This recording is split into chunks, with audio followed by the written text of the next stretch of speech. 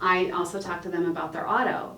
And they say, well, I don't want to do that right now. I just want to get this home situated.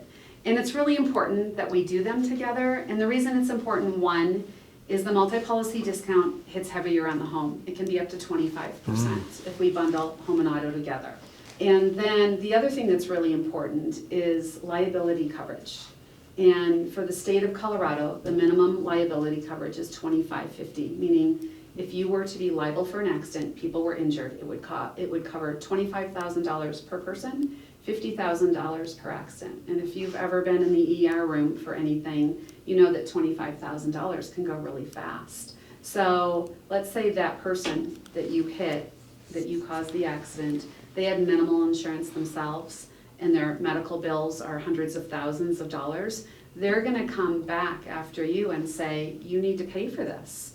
And the first thing that somebody's going to go after is your home, your assets. Yep. And so it's really important that people understand that coverage. And I can't tell you how many times I get people sending over their declarations pages. They're living in an $850,000 home and they have $2,550 or $5,100 in liability coverage.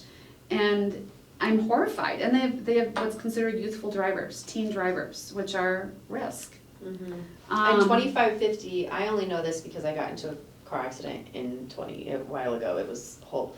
But so $2,550 means $25,000 per person up to $50,000 for that accident, right? Correct. And Yes. then $5,100 is the same, $50,000 per person up to $100,000. So if you drive a Suburban and you have a family of 17, however many kids you have, whatever, there's 8 people in the car, the insurance only covers up to $100,000 and only $50,000 per person, right?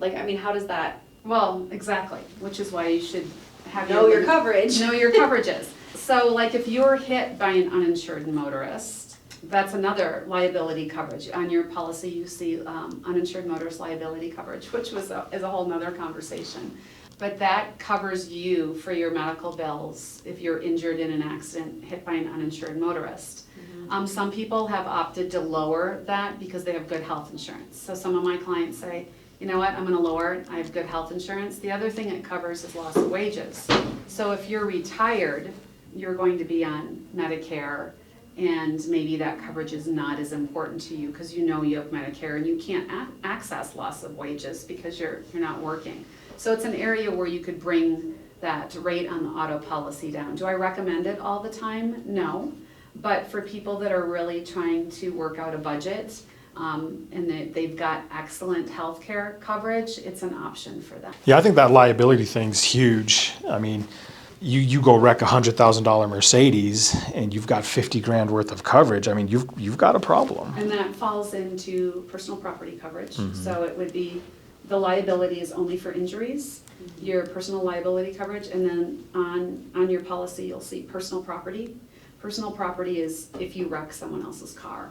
And 9 times out of 10 I see 25,000 or 50,000, which is not a lot of vehicles. Does not cover. I insure $85,000, $99,000 vehicles every day. Having that low coverage, personal property coverage, people just are like, meh, someone else will pay for it, or I'll worry about it when it happens. And then it happens and they're on the phone with you, how come I don't have this coverage? So it's really important to have those conversations with your insurance agent and to try to educate yourself so you're not in that situation.